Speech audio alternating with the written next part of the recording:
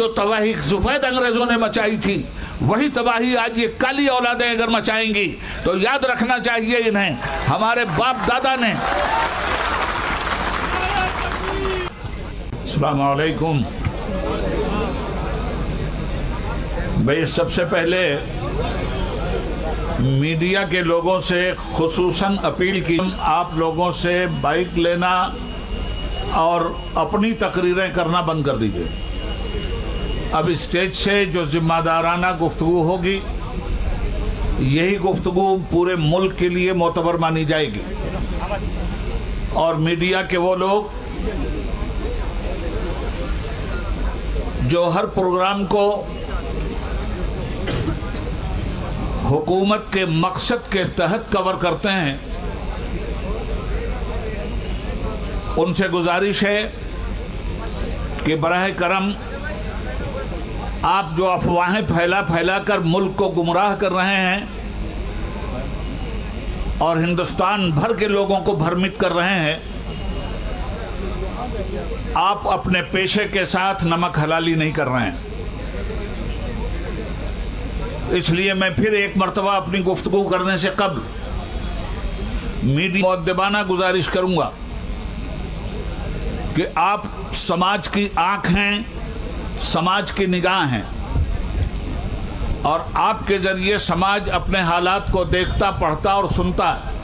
Professional duty पूरी करने के बजाय समाज को गुमराह करेंगे, समाज को भ्रमित करेंगे, समाज में नफरत का माहौल पैदा करेंगे, तो आप अपनी ड्यूटी पूरी नहीं कर रहे हैं बल्कि अपनी ड्यूटी से खुली हुई गद्दारी कर रहे हैं। मेरा ख्याल ये है कि ये मैसेज तभी लोगों तक पहुंच गया। अब कुछ ज़रूरी बातें मैं आपकी खिदमत में पेश करना जा रहा हूं। बिस्मिल्लाहिर्रहमानिर्रहीम। किसे खबर थी बाहर आते ही फूल रंगी कफन बनेंगे, खबर थी बाहर आते ही फूल रंगी कफन बनेंगे, कदम कदम पर रविश रविश पर चमन में दारो रसन बनेंगे।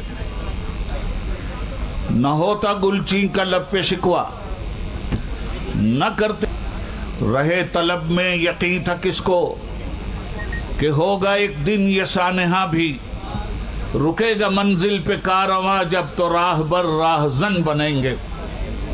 मोहतरम हजरात, मुशान विशाल धरना all India Muslim personal law board के तहत दीगर मिली तंजीमों की पूरी हासिल करते हुए अपनी बात सेंट्रल हुकूमत तक पहुंचाना चाहता है। एक हंगामे महशर हो तो उसको भूलूं, सैकड़ों बातों का रह रह के ख्याल आता है। दुनिया की सबसे बड़ी डेमोक्रेसी हिंदुस्तान का संविधान मुल्क के हर बाशिंदे को तहफ़्फ़ुज़ात के साथ अपने धर्म और कर्म, रहन और सहन के साथ जीने और खुलकर जीने की पूरी आज़ादी, खास तौर पर माइनॉरिटीज के लिए बहुत सेंसिटिव जहन रखता है। इसीलिए मुल्क का संविधान बनाने वाले दानिश्वरों ने 1947 से लेकर 1950 तक ये महसूस की आवाज को दबाने में कामयाब हो जाती है। इसलिए अक़लियत की आवाज को दबाया ना जाए और उनके हक हुकूक पर किसी तरह से अलग से माइनॉरिटीज के लिए कुछ सेक्शन कायम किए और कुछ दफात और आर्टिकल्स ऐसे रहे जिसमें ये बात लेके कन्याकुमारी की सरहदों तक और गुजरात की वादी से लेकर बंगाल की खाड़ी तक मुकम्मल दात, हमारा निकाह, हमारा ब्याह, हमारा तलाक, हमारा मुहस्बा, हमारा वक्फ, हमारे मजहब के जितने भी कवानीन हैं, सारे कवानीन के तहफ़्फ़ुज़ के लिए मुल्क के संविधान ने गारंटी दी है। मुल्क में हुकूमत सेकुलर होगी, ये भी मुल्क के संविधान का एक फैसला है। सेकुलर हुकूमत का मतलब होता है ला मजहब, कोई धर्म नहीं होगा। मगर सेकुलर मुल्क में उस बेधर्म हुक्मिक लोग अपनी जिंदगी धर्म की बुनियाद पर गुजारते हैं। उन तमामी तर लोगों के धर्म और कर्म की पूरी हिफाजत की गारंटी सेकुलर हुकूमत को लेनी है। और जहां किसी मजहब के अंदर किसी दूसरे ने अगर रुकावट पैदा की तो ऐसी सूरत में हुकूमत की जिम्मेदारी है कि कानून उसके गिरफ्तार। जहां हमारी और सारी चीजें हैं उसमें ये वक्फ की जायदादें हैं। जिस तरह नमाज और रोज़ा हज और ज़कात हमारे लिए ज़रूरी है, उसी तरह से हज और रमज़ान के रोज़े और उसी तरह से ये वक्फ की जायदाद का तहफ़्फ़ुज़ भी हमारे लिए ज़रूरी है। सबसे पहले 2 मिनट में मैं ये बात साफ कर देना चाहता हूँ कि वक्फ की जायदाद का बैकग्राउंड क्या है। हिंदुस्तान के मुसलमानों ने अपनी जायदाद खुदा के नाम पर वक्फ करते हुए मुसलमानों के हवाले किया। मस्जिद के लिए, मदरसे के लिए, कब्रिस्तान के लिए, दरगाहों के लिए, इमाम बाड़ों के लिए, ईदगाहों के लिए। वक्फ के कानून को हिंदुस्तान के संविधान ने इतनी मजबूती दी है कि जो चीज़ें वक्फ हो चुकी हैं उन्हें न मुसलमान खरीद सकता है न गैर मुस्लिम, न मुसलमान उन पर कब्जा कर सकता है न गैर मुस्लिम और न हुकूमत। मगर मुल्क के इस कानून की धज्जी इस तरह से उड़ाई गई, वक्फ की जायदाद पे कब्जा और तसल्लुत जमा कर हमें शर्मिंदा किया। हुकूमत को ये चाहिए था कि वक्फ तरमीमी एक्ट पेश करने के बजाय जहाँ जहाँ धांधलियाँ हो रही हैं उन धांधलियों को ख़त्म करते हुए मजबूत कानून का शिकंजा उन पे कसे।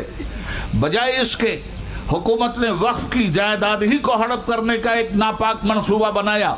इसलिए में जो तरमीमी बिल लाया गया, उस तरमीमी बिल की कुछ दफ़ात मैं आपके सामने रखना चाहता हूँ ताकि साफ समझ में बात आ जाए कि ये बिल मुसलमानों के लिए हानिकारक क्यों है। पहली बात, कोई भी ट्रस्ट हो हिंदुस्तान में, मंदिरों के बहुत बड़े बड़े ट्रस्ट हैं, हमारे सिख भाइयों के गुरुद्वारों के बहुत बड़े बड़े ट्रस्ट हैं, बौद्धिस्ट भाइयों के बहुत बड़े ट्रस्ट हैं। किसी भी ट्रस्ट में किसी गैर से एंट्री नहीं है। सिखों के ट्रस्ट में हिंदुओं की एंट्री नहीं, हिंदुओं के ट्रस्ट में मुसलमानों की एंट्री नहीं। आखिर ये कौन सा कानून है कि आपने जो इस वक्त वक्फ तरमीमी एक्ट पेश किया है उसमें आप ये मुसलमानों के ट्रस्ट में चले गए मगर काली औलादें पैदा करके गए। जो तबाही सफेद अंग्रेजों ने मचाई थी वही तबाही आज ये काली औलादें अगर मचाएंगी तो याद रखना चाहिए इन्हें, हमारे बाप दादा ने मुल्क में जो नफरत का माहौल पैदा किया गया है। अब की मर्तबा की होली हम लोग हमेशा होली, दिवाली, ये सारी चीजें रवादारी के साथ एक दूसरे के साथ आने वाली काली हुकूमत जिस तारीख आपकी इस बदनीयती को कभी भी माफ नहीं करेगी। इससे पहले भी होली